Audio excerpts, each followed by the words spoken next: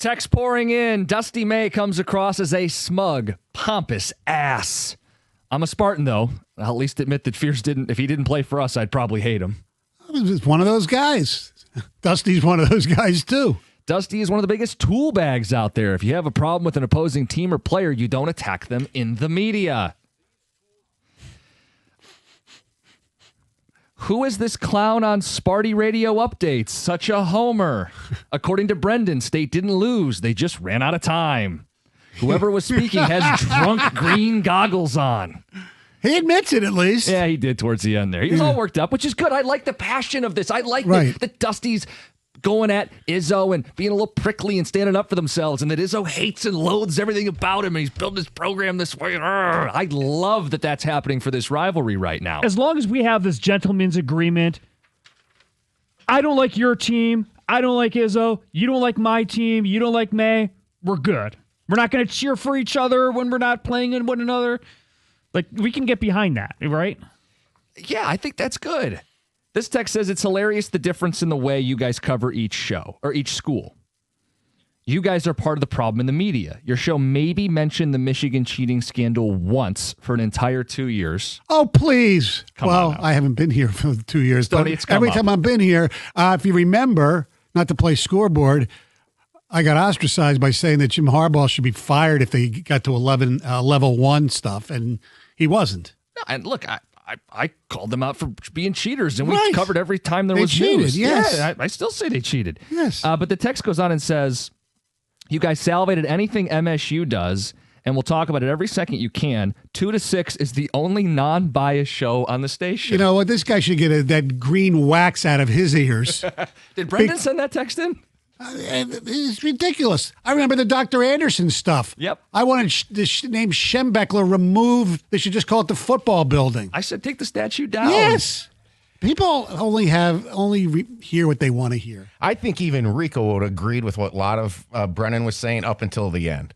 And then I think Rico probably sat there and was like, started rolling his eyes. Yeah, I think where he lost the ground was when he said he still thinks MSU's the better team. No, they're not. It's okay if you want to play politics, and I like what my coach said, I don't like what their coach said, and spin it how you're going to spin it. But when you say the game we watched on your floor that you lost by double digits, where you got caved in to start and caved in to finish, that you're the better team, by what metric other than the degree on the wall? I mean, double digits on the road and controlling, 26 minutes of the game roughly? Yeah. I mean... Come on. Plus, then you look at the Ken Palm. That's where he lost me. Yeah, I know. Like, number one in Ken Palm has a lot of validity in February. Yeah, we've seen enough hoops now at this point. Guys, Coach May and Coach Signetti both turned around a program a couple years with the portal. My vote is the new school way, Mike in Rochester. Okay. We have some votes for the old school way, Stoney. It says, I love Izzo. It's nice to know players for years, see him develop. I like the old college way. And says, of course you want a school to be brought up from recruiting. That's how you create a culture. That's how you create heritage. That's why the guys always come back for reunions and things like that. Even guys who left after 1 year, including guys like Zach Randolph, you mentioned Jace Richardson, and Jaren Jackson Jr. always comes back. They love Izzo. The text does continue, says, but there's such an emphasis on winning now, especially with the newer coach like Dusty. He had to go to the portal, and his team looks good. That's Sean in Ann Arbor. Well, you're right, because his roster sucked when he got there. Well, he said that yesterday. He said, I'm sure there's a lot of people that would have loved for us to just recruit freshmen and lose. No. He said it sarcastically. Yeah. I mean, sorry, we have a smarm alarm. Clearly, like, we're going to try to win. So trying to win is going to be using the portal. Right. Let's get to Nolan in Rochester. Nolan, good morning. Morning, guys. Stoney, I'm going to be 100% honest. I think a lot of us would like it to be ran the old school way where you have students stay for several years and kind of develop with the program and stuff. But I'm going to say I'd want it the new way, ran the new way, just because I think that's where the game's evolving, where it's developing. And kind of building off Shabazz' point, the reason that you've seen these Purdue teams and state teams and stuff get so far is because that's where the game was. And even how different it's been even 2 years ago to where it is now is so different, even with G League players coming back and overseas players. And they might let Duncan Robinson come back to Michigan. Who knows? And I just think that's where the game's heading. So I'd like it ran that way and to keep up with all the other teams. And then another thing I wanted to say, too, building off of what Shabazz said, I'm a Michigan fan, but I understand Michigan fans can be obnoxious or arrogant, all this stuff, and I try to separate myself from, right. I try to separate myself from that group and try to think realistically. And I love how, Michigan State's ran. I love Izzo, all that stuff. I think the rivalry is great. But there's times where I will defend Michigan, and I just think, looking at them this year with the amount of blowout wins they've had, and then going into Breslin with, the type of environment Breslin is, there's just no doubt that you can say Michigan is not a better team than Michigan State. And that's not to say, like, come March that could be different, but just where they are right now, I think Michigan's just a better team. And that's just how it is right now. Look, whoever, can shoot from the outside a little better is going to be the better team down the stretch. I mean, look, Michigan right now is better, but for some reason, if Michigan State can develop somebody, whether it's the freshman Scott, to actually be a threat from 3-point range, then that's a whole different ballgame. And by the way, does Magic have any eligibility left? I think Izzo's made that joke once or Oh, twice. has he? Yeah. Him and Miles Bridges Or and anybody Cassius. else. Cassius. Yeah, because of the COVID year. Yeah. He's rightfully owed one more chance. Damn right. Let's get to Heather with the news. Well, big changes are on the way as far as how Tigers baseball will be broadcast this season. So the team has officially ended its relationship with FanDuel Sports Network and its parent company, Main Street Sports Group. So according to reports, the Tigers are one of 9 teams that have terminated their contracts with FanDuel, which means Tigers games will no longer air on that channel beginning in 2026. So while exact details are still being finalized, the most likely next step is to move to MLB Media. And it remains to be seen how exactly that would work. Like on base level, you'd probably be able to stream it and subscribe and pay the $20 you're already paying for FanDuel. Right. I'm an Xfinity customer. Does that just take over where my FanDuel is? Ideally, yeah. It costs you nothing else. It'd just be a different logo. Right. But it's unknown. Exactly. Yeah. Detroit is making some travel headlines once again.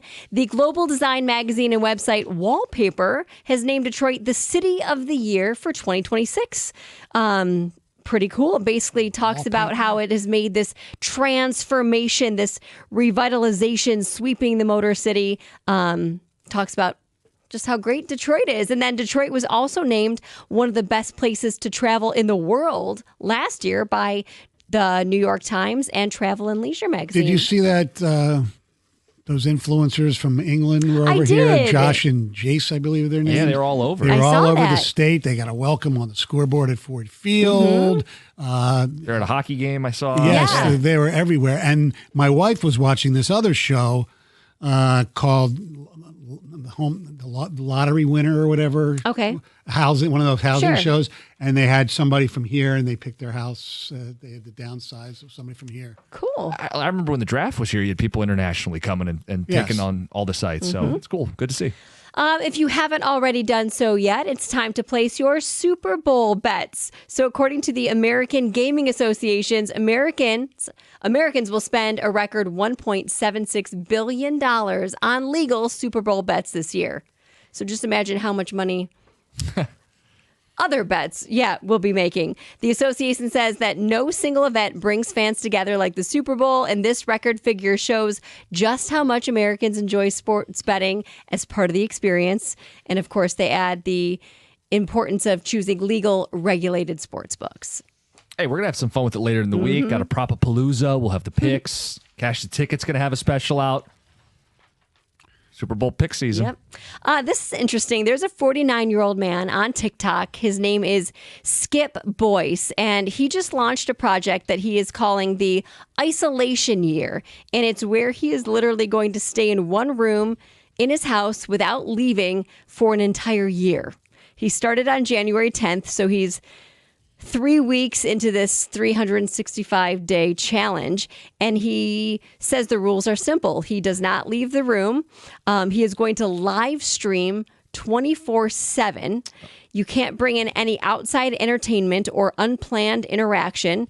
He says, I live, sleep, work out, read, write, and spend my time here. I know you're What? Why? He wanted to create a controlled environment to step away from the constant stimulation, reestablish discipline, and rebuild habits around health, focus, accountability.